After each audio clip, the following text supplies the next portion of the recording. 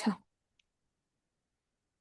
Assalamu alaikum everyone. This is Isha Jahan Meme with you guys. Thank you so much for joining my class and welcome to my channel. তো আজকে আমরা পড়ব the Patriot honours first ইয়ারের একটি কবিতা। পোয়েট্রির একটি বিষয়বস্তু হচ্ছে the Patriot, আর এটি লিখেছেন রবার্ট ব্রাউনিং। রবার্ট ব্রাউনিং হচ্ছেন একজন ভিক্টোরিয়ান এইজের কবি। তিনি ড্রামাটিক মনোলগ স্টাইলে তার কবিতাগুলো লিখেছেন, যে কারণে তিনি মানে ফেমাস। তার ফেমাস কাজই হচ্ছে এটা, ড্রামাটিক মনোলগের কাজ। তো চলো আমরা সামনে আগাই। যদি কেউ পেইড কোর্সে ভর্তি হতে চাও, অবশ্যই আমাকে জানাবা এই হোয়াটসঅ্যাপে নক দিয়ে। আচ্ছা দেখো, রবার্ট ব্রাউনিং, চলো আমরা শুরুতে রবার্ট ব্রাউনিং সম্পর্কে জানি। রবার্ট ব্রাউনিং 1812 সালে জন্মগ্রহণ করেন, অর্থাৎ আম, কত শতাব্দীতে, ঊনবিংশ শতাব্দীতে, এবং 1889 সালে মৃত্যুবরণ করেন। এবং কুইন ভিক্টোরিয়া ব্রিটেনের রানী ছিলেন 1837 থেকে 1901 পর্যন্ত। যেহেতু কুইন ভিক্টোরিয়ার সময়কালেই তিনি আসলে কবিতাগুলো লিখেছেন, তো তিনি আসলে ভিক্টোরিয়ান যুগের অন্তর্ভুক্ত একজন লেখক। সিম্পল হিসাব।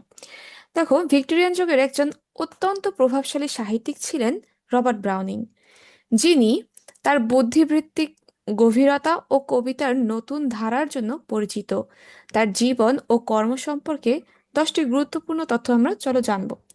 এই বিষয়টা আমি আবার ইংলিশেও রাখছি, যাতে শব্দ আমাদের চেনা হয়। এই বাংলা শব্দ পড়ার পরে যদি আমরা ইংলিশ শব্দটা দেখি, তাহলে আমাদের মাথায় ঢোকে ভালো।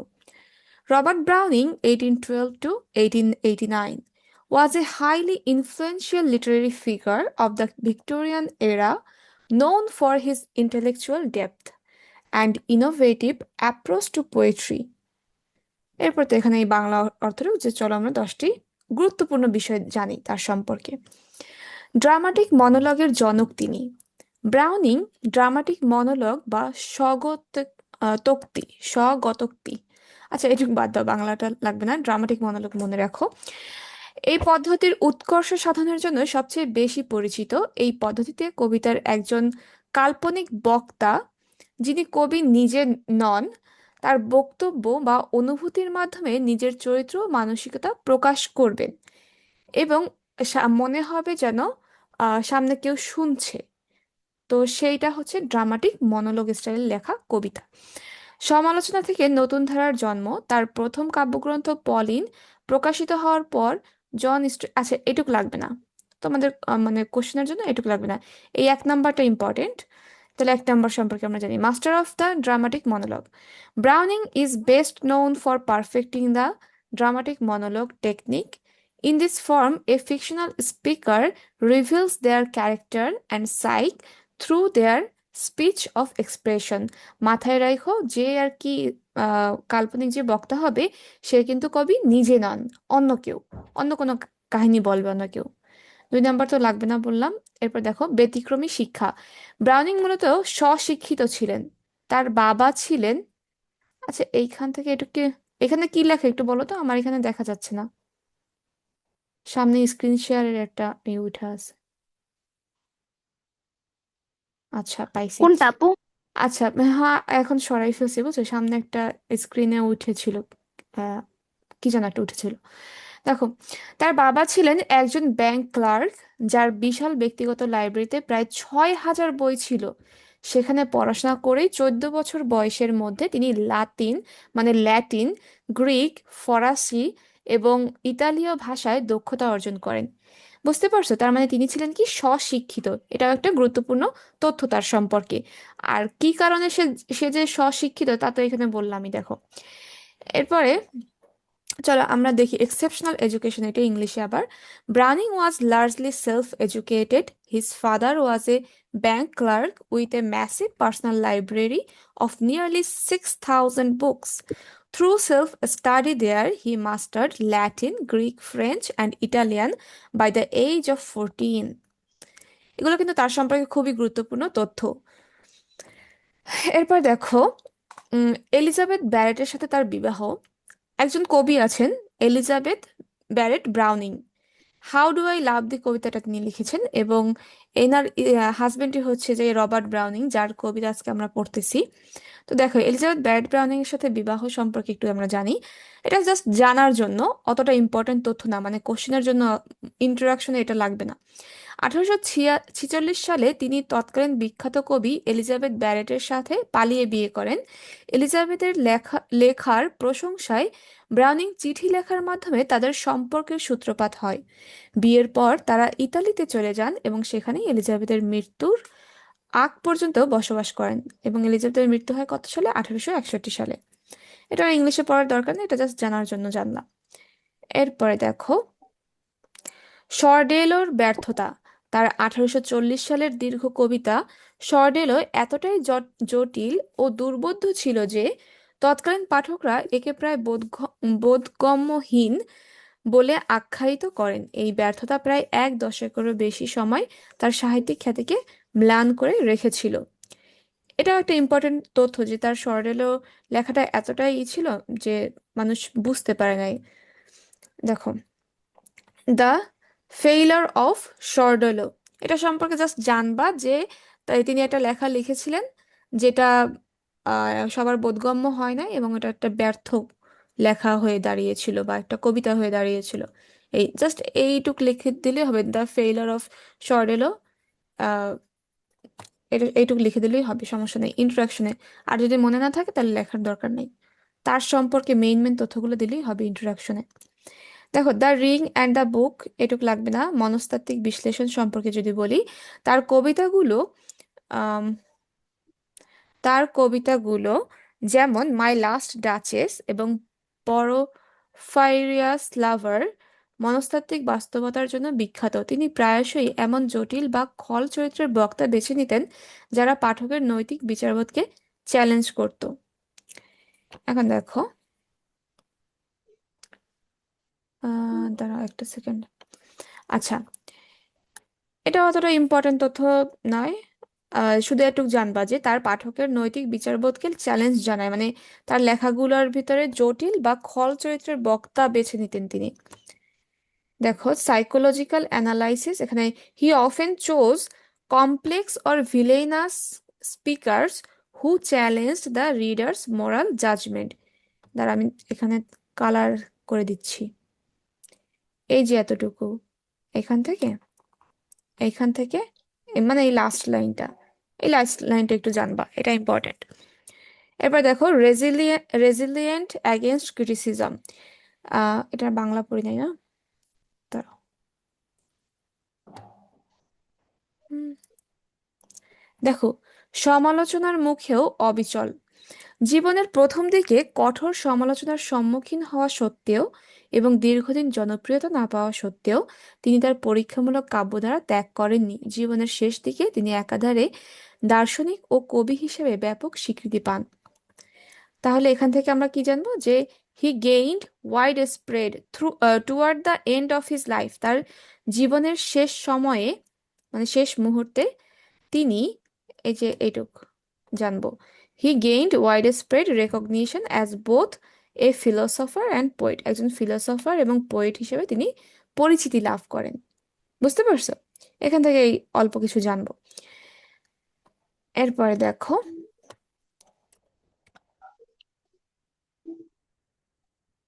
ডেথ অ্যান্ড ফাইনাল ওয়ার্ক, এটার বাংলা, এই যে মৃত্যু ও শেষ কাজ।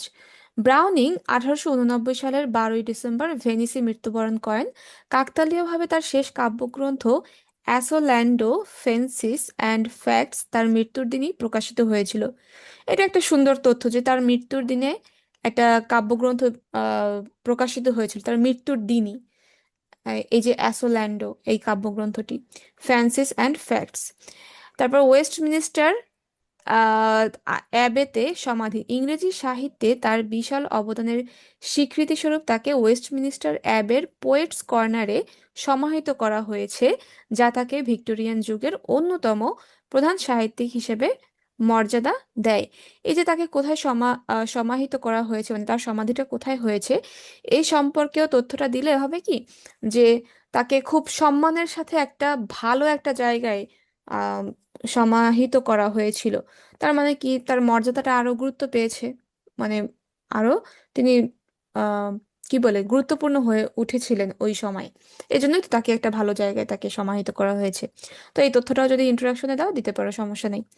এবার দেখো ইংলিশে এটা, আহ, এই যে death and final work, Browning passed away on December 12, 1889 in Venice. G. Coincidentally, his final, তোমার মাইক অন করা, মাইক অফ করো। ও। Coincidentally, coincidentally, his final poetry collection, Asolando Fancies and Facts, was published on the very day of his death. Burial in Westminster Abbey. Just এটুক মনে রাখবা, তাকে কোথায় মাটি দেওয়া হয়েছিল, ওয়েস্টমিনস্টার অ্যাবেতে। দ্যাটস এনাফ, আর কোনো তথ্য এখান থেকে জানার লাগবে না। এখন দেখো, তুমি রবার্ট ব্রাউনিংকে, ব্রাউনিং কে আসলে চেনো না। জীবন হয়তো কবিতা পড়ে থাকলে চিনতেও পারো, নাও চিনতে পারো। এখন আমি বলতেছি আবারও, রবার্ট ব্রাউনিং হচ্ছেন ব্রিটেনের একজন কবি, যিনি ভিক্টোরিয়ান এজে লেখালেখি করতেন, এবং তার স্ত্রীও একজন কবি ছিলেন। তারা পালিয়ে গিয়ে বিয়ে করেছিলেন ল্যাটিন, কি বলে, কোথায় যেন গিয়েছিলেন, ইতালিতে। ইতালিতে গিয়ে তারা বসবাস করেছিলেন। আর রবার্ট ব্রাউনিং তিনি স্বশিক্ষিত, কারণ তার বাবা একজন ছিলেন ব্যাংকের, হয়তো অফিসার মেবি, তারা দেখে নিচ্ছি, ব্যাংকের অফিসারই ছিলেন। আহ কই গেল,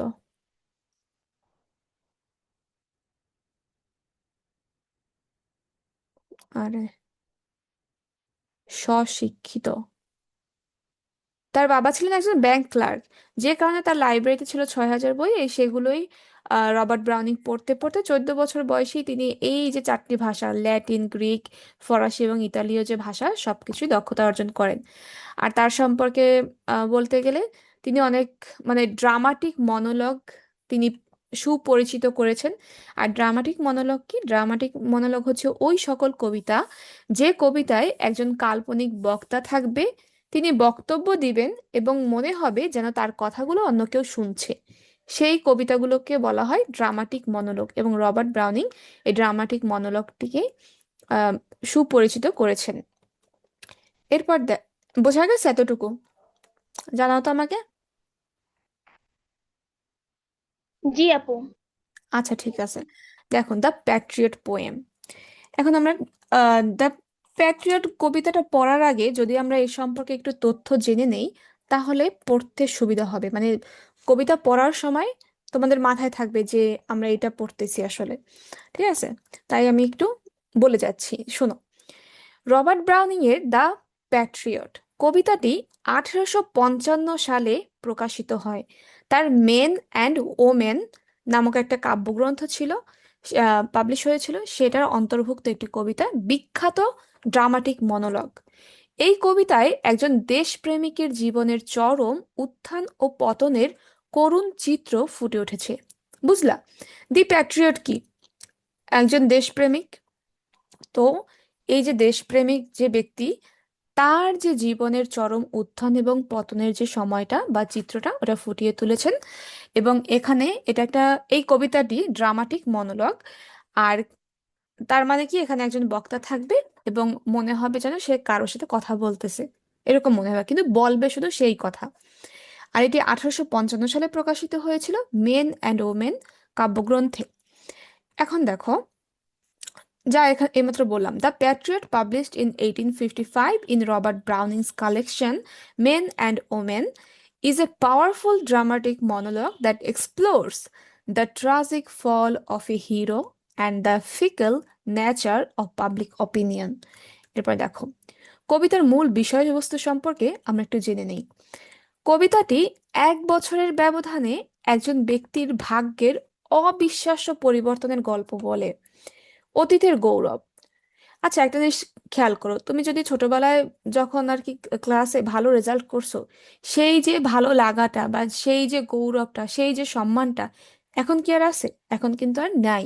তো আমরা যখন কোনো কিছু অর্জন করি, সেটা কিন্তু সীমিত সময়ের জন্যই থাকে, মানে ওই উচ্ছ্বাস, ওই গৌরব, ওই সম্মান, ওটা সীমিত সময়ের জন্য থাকে। বাট পরবর্তীতে কিন্তু ওটা শেষ হয়ে যায়, ওটা আর থাকে না। বুঝছো? আর ছোটবেলায় যতটা আনন্দ পাইতাম এখন কিন্তু তত আনন্দও পাই না। হ্যাঁ, কিন্তু এইখানে আবার ওই বিষয়টা না, এখানে বিষয়টা হচ্ছে যে প্রত্যেকটা জিনিসের একটা সীমিত সময় পর্যন্ত মূল্যায়ন থাকে, বাট পরবর্তীতে ওই হ্যাঁ। সময়টা যখন চলে যায় তখন ওই মূল্যটা কমে যায়। কারণ তুমি ছোটবেলায় যখন ভালো রেজাল্ট করছো সেই জন্য তো তোমাকে এখন আর এসে কেউ বাহবা দেয় না, দেয়? তোমাকে আর বলবে না তুমি ওই না। ক্লাসে ভালো রেজাল্ট করছিলা। বুঝতে পেরেছি। আচ্ছা ঠিক আছে, এখন হ্যাঁ। দেখো, অতীতের গৌরব কবিতাটির শুরুতে বক্তা মানে দেশপ্রেমিক 1 বছর আগের একটি দিনের কথা স্মরণ করছেন। তখন মানুষ তাকে আকাশচুম্বী সম্মান জানিয়েছিল। পথের দুপাশে ফুল বিছানো ছিল, বাড়ির ছাদগুলো মানুষে পূর্ণ ছিল, এবং চার্চের ঘন্টা বাজিয়ে তাকে বরণ করে নেওয়া হয়েছিল। তিনি তখন এতটাই জনপ্রিয় ছিলেন যে মনে হয়েছিল তিনি চাইলে মানুষের জন্য সূর্যকেও আকাশ থেকে নামিয়ে আনতে পারেন। এরপর দেখো, আচ্ছা এটা আর ইংলিশে বললাম না কারণ আমরা যেহেতু কবিতাটাই পড়বো, জাস্ট জেনে রাখো। তবে ইংলিশে পড়লে ভালো হবে, তুমি শব্দগুলো চিনতে পারবা। পড়ে নেই, দেখো। The speaker an unnamed Patriot, তিনি কি আননেমড ছিল, কিন্তু তার কোনো নাম ছিল না এই কবিতায়। Begins by recalling the scene exactly 1 year ago. He was treated like a god. The streets were covered in roses and myrtle. Rooftops were crowded with cheering people, and church bells rang out in celebration.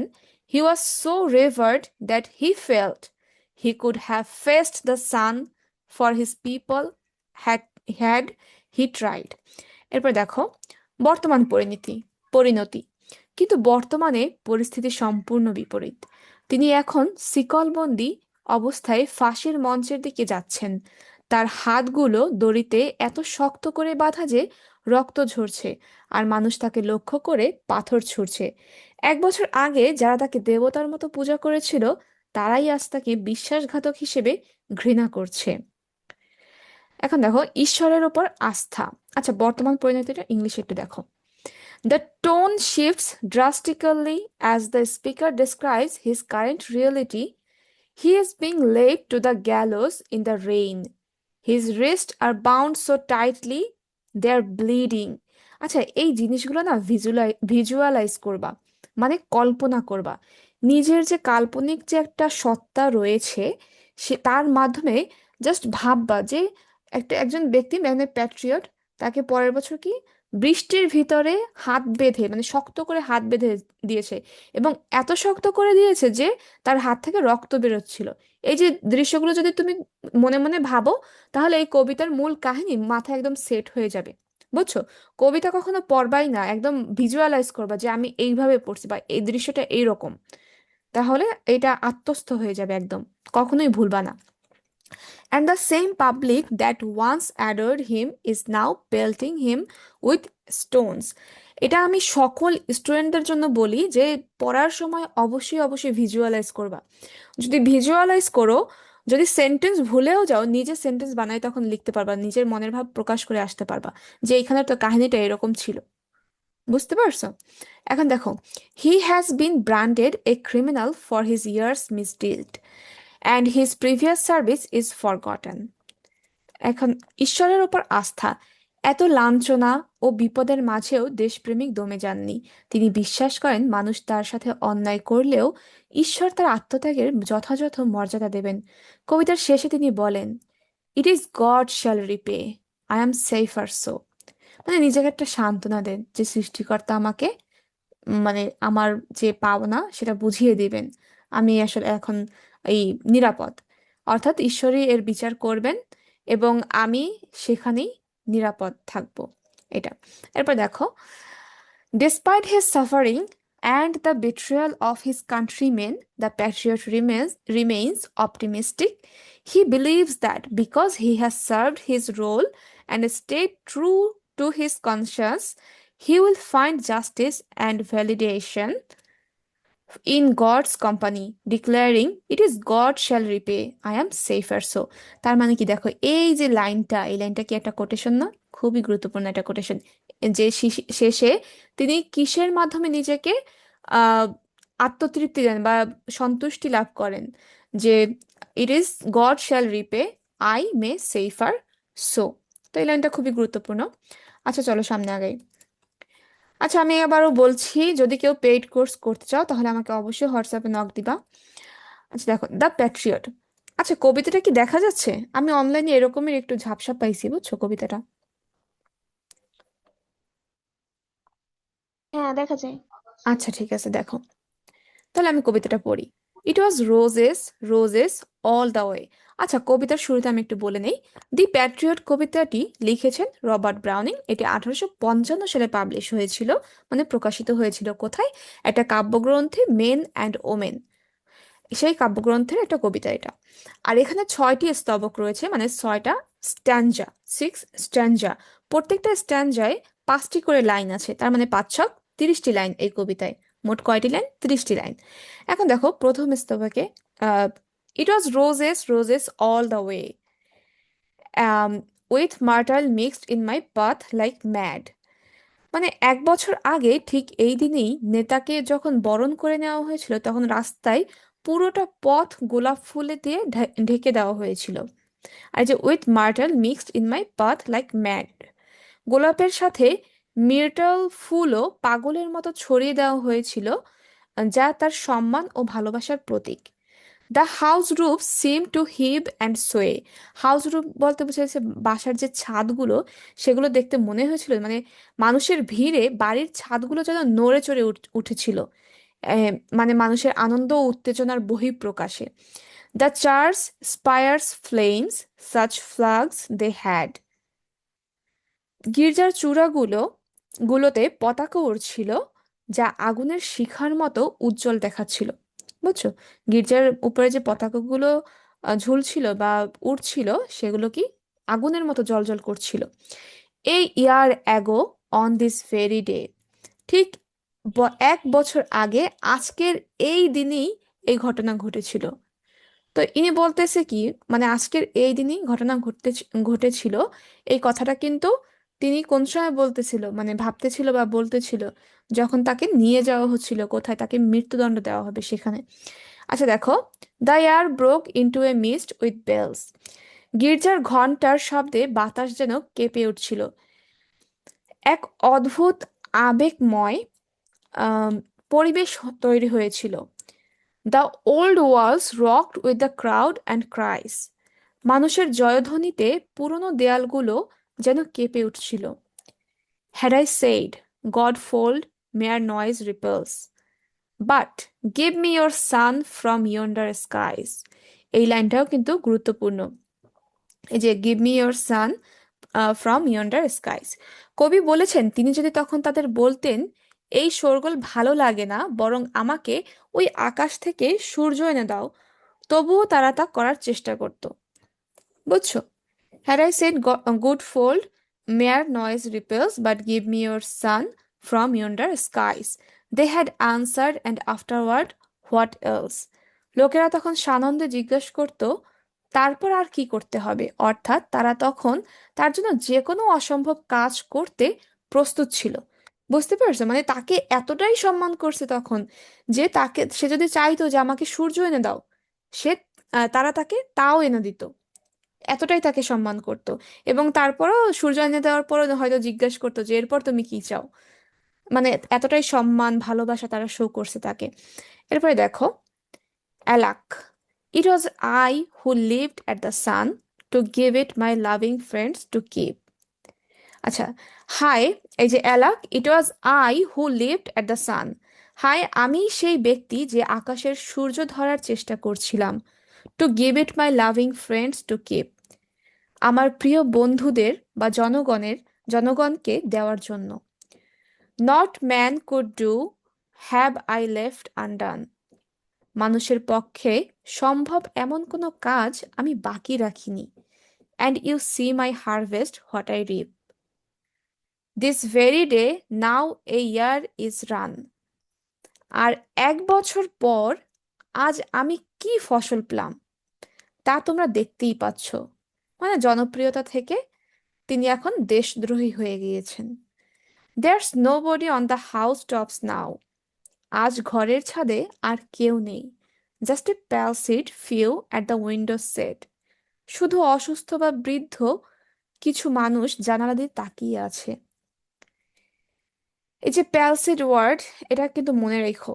এই যে ওয়ার্ডগুলো, এই যে কি word, এটা একটা কি word, ঠিক আছে? প্যালসিড বলতে বোঝাচ্ছে কিছু অসুস্থ বৃদ্ধ লোক, তাদেরকে বোঝানো হয়েছে। Just a palsied few at the windows set. For the best of the sight is all allow at the shambles gate, or better yet, by the very scaffold's foot I trow। অর্থাৎ সবাই এখন ভিড় করেছে শ্যাম্বলস গেটে, যেখানে তাকে মৃত্যুদণ্ড দেওয়া হবে, অথবা ফাঁসির মঞ্চের নিচে। মানে ওই জায়গাটায় আর কি মানুষ লোক সমাগম বেশি, যেখানে তাকে ফাঁসি দেওয়া হবে। এরপর দেখো, এটা হচ্ছে পঞ্চম স্তবক। এখানে তিনি বলেন, I go in the rain, আমি গিয়েছিলাম বৃষ্টির মধ্যে। অ্যান্ড মোর দ্যান নিডস, আমি বৃষ্টির মধ্যে যাচ্ছি। যাচ্ছি আর কি, গিয়েছিলাম না, যাচ্ছি।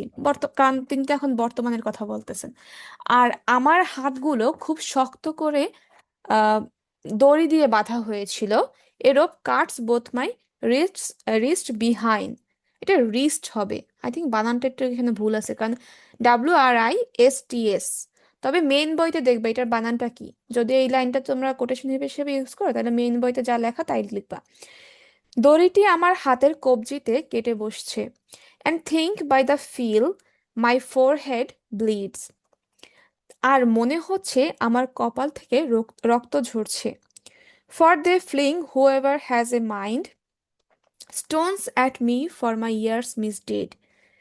যারা যারা ইচ্ছে করছে তারাই আমার দিকে পাথর ছুঁড়ে মারছে আমার এই 1 বছরের তথাকথিত অপরাধের জন্য। মানে তার মাথা থেকেও রক্ত পড়ছে, কারণ ওর মাঝে মানে লোকেদের মাঝে কে যেন আবার মানে তাকে পাথর নিক্ষেপ করছে সেই কারণে।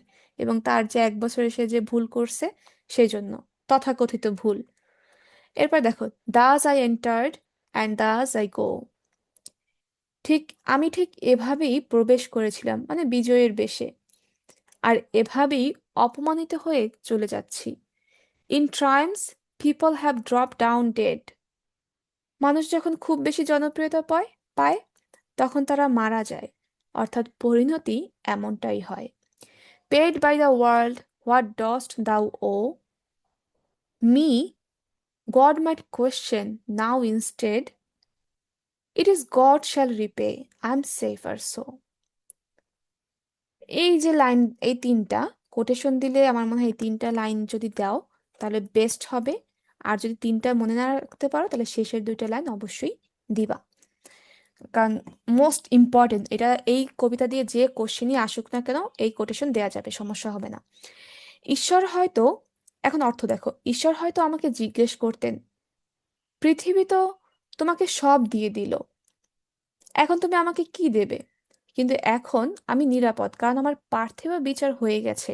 এখন ঈশ্বর আমাকে বিচার করবেন এবং তিনিই আমাকে পুরস্কৃত করবেন। এটা তার ধারণা, বুঝছো? এই কবিতাটি মানুষের যে একটা অস্থিরতা এবং জনপ্রিয়তার যে ক্ষণস্থায়িত্ব কাল, সেটা দারুণভাবে ফুটিয়ে তুলেছে। বুঝতে পেরেছো? তাহলে আমরা কি দেখলাম? এখানে 6টা স্ট্যাঞ্জা। প্রথম স্ট্যাঞ্জায় তিনি পূর্বের বছরের কথা বলছে, যে 1 বছর পূর্বে ঠিক এই দিনে আমি যখন প্রবেশ করেছিলাম শহরে, তখন পুরা রাস্তা ফুলে ফুলে ভরা ছিল। সবাই ছাদ যেন উপচে পড়ছিল মানুষের জনসমাগমে। এবং চার্চের যে পতাকা, সেটা এত সুন্দরভাবে আহ, তুলে ধরা হয়েছিল যেন মনে হচ্ছিল আগুনের মতো জ্বলজ্বল করছে, এরকম। এবার দেখো, পরের টুকেও তার ওই সময়টার কথা বলছে, যে লোকেরা এতটাই আবেগী ছিল, সে যদি বলতো যে আমাকে এই সূর্য এনে দাও, তারা তাও এনে দিত এবং জিজ্ঞাসা করতো যে আরো কিছু করতে হবে কিনা।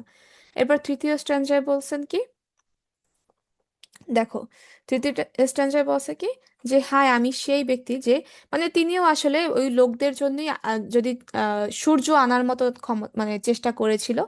এবং কিন্তু পরবর্তীতে সে আসলে দুঃখ পায় যে আমার কর্মফলের ফলাফল শেষ পর্যন্ত আমার মৃত্যুদণ্ড।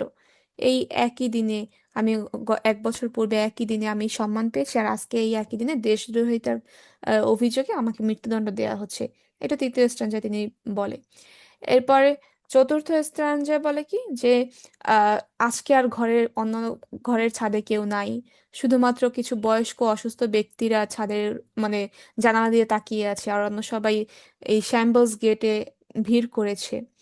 এই কথা তিনি বলেন। এবং পঞ্চম স্ট্যাঞ্জায় তিনি তার অবস্থার কথা বলেন যে এখন বৃষ্টি হচ্ছে, আর আমার হাতটা এত শক্ত করে বেঁধে ফেলছে যে রক্ত বের হচ্ছে, এবং আমার মনে হচ্ছে মাথা থেকেও রক্ত বের হচ্ছে। কেউ যেন কি বলে, কেউ এই মানে পাথর নিক্ষেপ করছে এই জন্য। আই থিঙ্ক মাথা থেকে রক্ত বেরোচ্ছে এই কথাটা বলছে, হাত থেকে নয়, কারণ এই লাইনে তো সেটাই প্রকাশ পায়। আমরা শুরুতে যেখানে ব্যাখ্যা পড়লাম না, সেখানে তো এমন ভাবে বলছে মনে হচ্ছে হাত থেকে পড়তেছে, মানে হাতটা শক্ত করে বাঁধছে, বুঝছো, রোপ দিয়ে।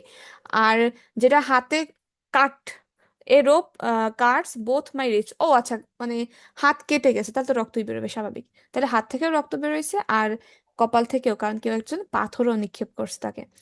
এবার দেখো, দাস আই এন্টার্ড, আর এভাবেই আমি প্রবেশ, মানে তিনি বলেন যে এভাবেই আমি প্রবেশ করেছিলাম, এভাবেই আমি যাচ্ছি। মানে প্রবেশ করেছিলাম বলতে সে যে গৌরবের সাথে প্রবেশ করেছিল তার সময়টার কথা বলছে, 1 বছর পূর্বের কথা। দাস আই গো মানে বর্তমানের কথা বলছে। এবং শেষে কি বলছেন যে আমার তো পার্থিব জীবনের বিচার কার্য হয়ে গেছে, এরপর আমি সৃষ্টিকর্তার সামনে দাঁড়াবো, এরপর সে আমাকে আহ, মানে পুরস্কৃত করবেন, এটা তার আশা। বুঝতে পারছো? এরপর দেখো কবিতার থিমগুলো। জনমতের, আচ্ছা কবিতা কি বোঝা গেছে বলো তো? কোনো কোশ্চেন আছে? মনে হয় থাকার কথা না, তারপর জিজ্ঞেস করছি। হ্যালো,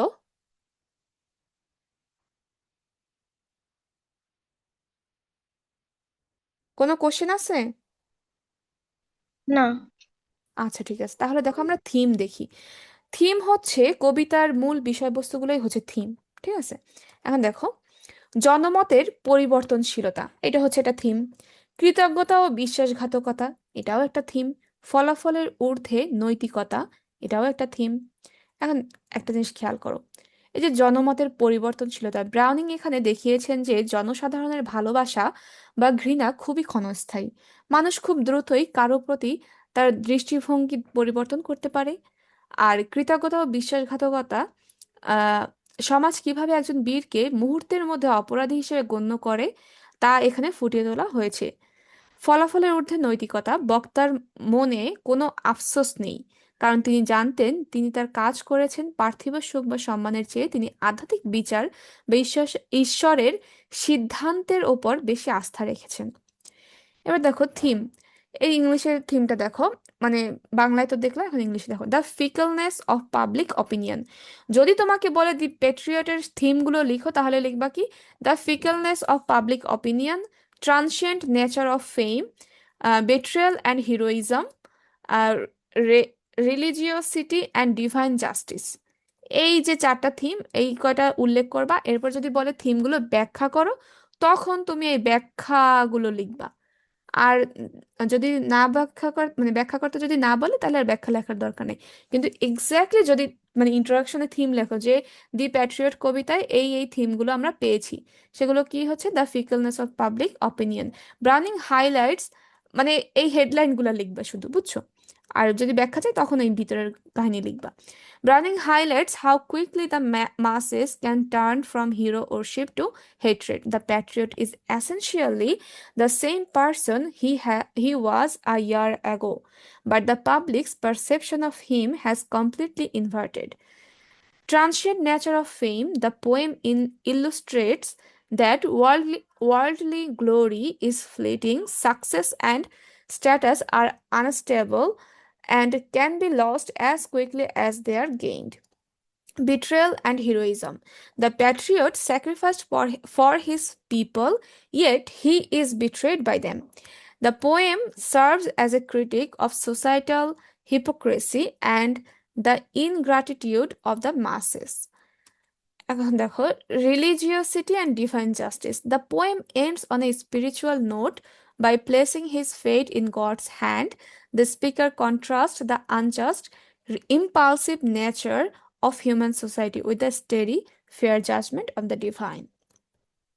আর এই কবিতার সাহিত্যিক গুরুত্ব দেখো, কবিতাটি ব্রাউনিং এর ড্রামাটিক মনোলগের একটি চমৎকার উদাহরণ। এখানে একজন বক্তা তার নিজের অভিজ্ঞতার মাধ্যমে পাঠকের সামনে জীবনের নিষ্ঠুর সত্যগুলোকে তুলে ধরেন। কবিতাটি কবিতাটি রাজনৈতিক অস্থিরতা এবং